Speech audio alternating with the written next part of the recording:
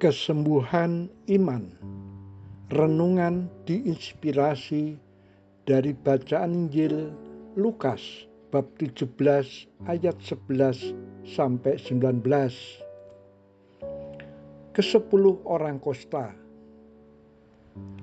Dalam perjalanannya ke Yerusalem, Yesus menyusur perbatasan Samaria dan Galilea. Ketika ia memasuki suatu desa, datanglah 10 orang Kosta menemui dia.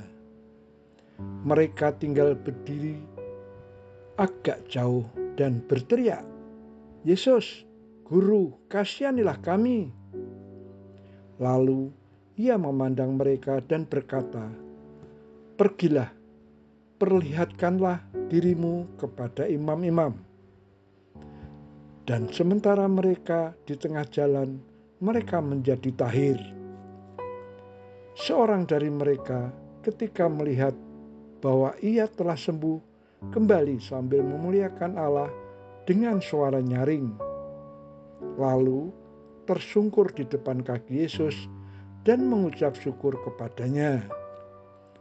Orang itu adalah seorang Samaria. Lalu Yesus berkata, "Bukankah ke-10 orang tadi semuanya telah menjadi tahir? Di manakah yang 9 orang itu? Tidak adakah di antara mereka yang kembali untuk memuliakan Allah selain daripada orang asing ini?" Lalu ia berkata kepada orang itu, "Berdirilah dan pergilah, imanmu telah menyelamatkan engkau."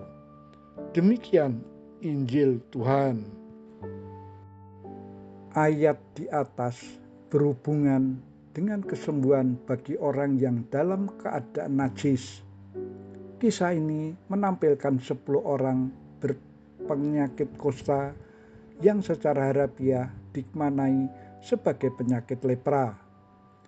Dalam budaya Yunani kuno, penyakit kosta dikaitkan dengan kenajisan. Ke-10 orang tersebut memohon dengan menyebut nama Yesus, karena mereka percaya nama Yesus mengandung kekuatan khusus. Selain disertai seruan pelengkap, "Yesus, kasihanilah kami pendosa ini," dan agar Yesus membebaskan mereka dari penderitaan dunia, yaitu kesembuhan dari penyakit kosta. Kesembuhan yang diberikan Yesus lebih dari sekedar pentahiran kosta. Yesus lebih menekankan pada kesembuhan iman. Mereka yang telah menerima apa yang dimintanya dari Allah perlu mengucap syukur dengan rendah hati. Apa yang diterima mereka adalah karunia semata. Peristiwa yang dialami ke-10 orang kosta di atas mengingatkanku akan pengalaman hidup masa lalu yang telah lebih banyak melakukan dosa. Aku lahir dari keluarga Katolik dan dibaptis sejak bayi.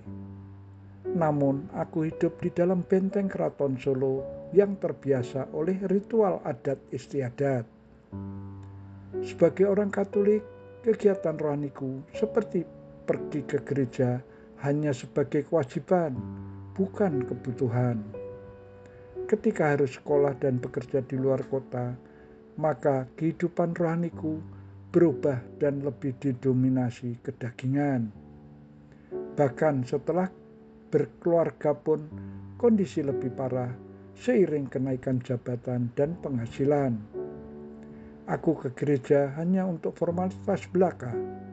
Namun pada suatu waktu anak pertamaku mengalami kecelakaan yang menyebabkan ia harus memakai tongkat penyangga selama lebih dari 1 tahun.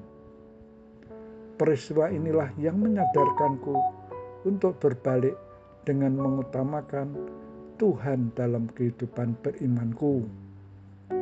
Aku mewujudkannya antara lain dengan mengikuti kursus pendidikan kitab suci atau KPKS.